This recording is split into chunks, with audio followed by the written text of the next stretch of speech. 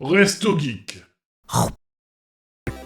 Et maintenant, votre émission jeux vidéo, Burger Games. Et je vais te laisser prendre la main, mon cher Sonata, parce que tu vas nous reparler du jeu de l'année de Mas Marino, qui est TOTK. Parce que je me suis enfin débarrassé de TOTK. Il aura fallu 500 balles dans une Switch 2 et 10 balles de plus pour payer une mise en HD à 60 FPS pour me faire dire qu'il fallait finir ce jeu de ses morts.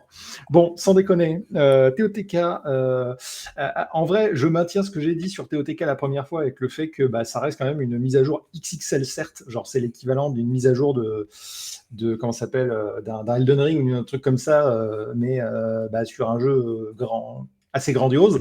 Oui. Le problème, c'est surtout la map qui reste la même. Par contre, je vous avoue qu'il a au final exactement le même défaut que Skyward Sword. C'est-à-dire que là où Skyward Sword, le jeu, il est mid as fuck, on se fait chier pendant 20 heures, les 5 dernières heures, c'est le feu, et c'est le retournement de scénar le plus incroyable de l'histoire de Zelda. Et TOTK, c'est pareil. Putain, les dernières heures de TOTK, c'est une tuerie, et il te balance des features de gameplay à 2 heures de la fin, c'est un truc de dingue. Mais maintenant que j'ai 70 heures dedans, après 300 heures sur le premier, j'ai juste eu envie de le lâcher, quoi. Et c'est un peu dommage. J'espère qu'ils nous ressortiront un banger comme ça, mais avec une nouvelle map, un nouveau terrain de jeu. Je pense que c'est surtout ça le problème, c'est que le terrain de jeu reste le même. Et il y a quand même des défauts, notamment certaines quêtes qui te disent « Ah, mais non, tu peux pas, alors que du coup, tu peux pas faire ça maintenant. » Et en fait, il faut attendre la fin du jeu pour comprendre que tu peux faire les trucs. Sauf que, putain, le maître mot du premier jeu, c'était la liberté, c'était que tu pouvais faire ce que tu voulais quand tu voulais. Et du coup, ils ont voulu tenter des trucs, ce qui est pas une mauvaise chose, mais bon, voilà. GOTY, honnêtement, ouais, non mais ce jeu, il est dingue, en vrai. Mettons Breath of the Wild de côté, c'est oufissime. C'est dingue. Et il fait verser la larmichette à la fin. La scène de fin, elle est incroyable. Donc là, avec la Switch 2, tu t'es plongé dedans d'un coup et t'as mis des dizaines d'heures tout récemment, là. Ah, j'ai rajouté 25 ou 30 heures à mon compteur en l'espace de 2 semaines et je l'ai fini. Eh c'est beau. Petit gros défaut, c'est con, mais il n'y a pas de mode maître. Et je trouve que c'est le plus gros défaut du jeu. Parce que pour moi, l'intérêt de Breath of the Wild, c'était le jeu balade, c'est cool. Le mode maître, c'était un nouveau jeu. C'était pas du tout le même gameplay. Et le fait de connaître la map, de connaître les mécaniques du jeu, mais de se retrouver face à un jeu qui te crache à la gueule, faisant passer Dark Souls pour un jeu en mode facile, c'était trop cool. Et il n'y a pas ça, quel dommage. Bon, voilà. Peut-être qu'ils les rajouteront plus tard, mais c'est vrai que c'est con que c'est pas à la sortie du jeu, parce que une fois que t'as fini, t'as pas forcément envie de revenir dedans, quoi. Exactement. Donc, alors, moi, pour le coup, Breath of the Wild, le mode net, il m'a fait retourner dedans. Et du coup, je l'ai fait 2 fois. Ah oui, j'ai fait 100 heures sur le mode normal, 200 sur le mode maître. C'est vraiment, j'ai adoré Breath of the Wild. Par contre, TOTK à la bande-son, elle est incroyable. Vraiment. Et il se passe des trucs de fou. Et sincèrement, sur la Switch 1, j'ai pas testé comment ça marche, mais bon, la version Switch 2 fait passer le jeu à 60 FPS. Honnêtement, c'est la version idéale pour jouer. Le jeu est légèrement plus beau en plus. Sur la version 1, je ne sais pas comment ça tournait. C'est un miracle. C'est du génie. C'est de la sorcellerie. Parce que honnêtement, il peut y avoir 6 personnages alliés à l'écran à l'instant T, plus des dizaines et des dizaines d'ennemis.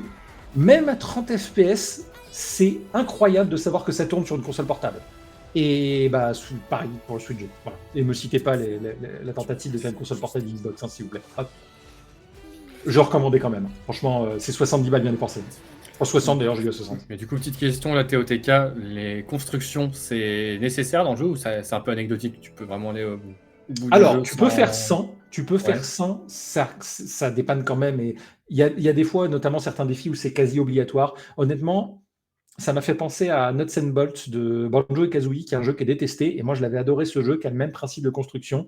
Et moi, j'aime bien ça. Alors, je suis pas un gros fou, vous savez, qui fait des beats qui crachent du feu et tout le bordel, comme ce qu'on voit sur Internet. Moi, j'aime bien ça. Si tu as la flemme, c'est pas un problème, parce que tu peux trouver des schémas dans le jeu et tu peux t'en servir. Et du coup, tout ce que tu as à faire, c'est réutiliser le schéma et automatiquement, il va se recréer.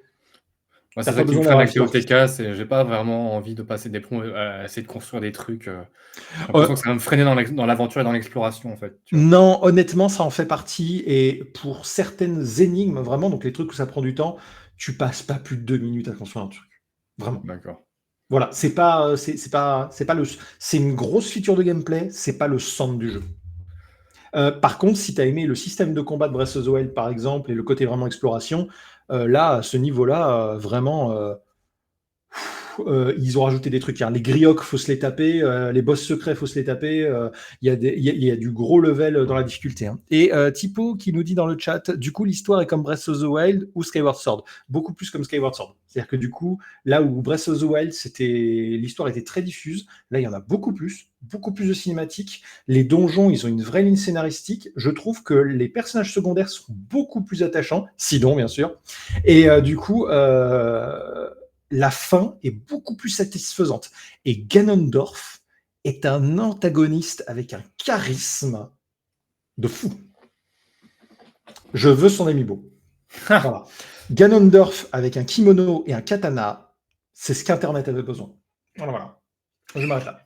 Bah, quand j'aurai la Switch 2, peut-être que je me replongerai dans TOTK aussi, tu vois. Honnêtement, il n'y a pas de meilleure version que celle-là.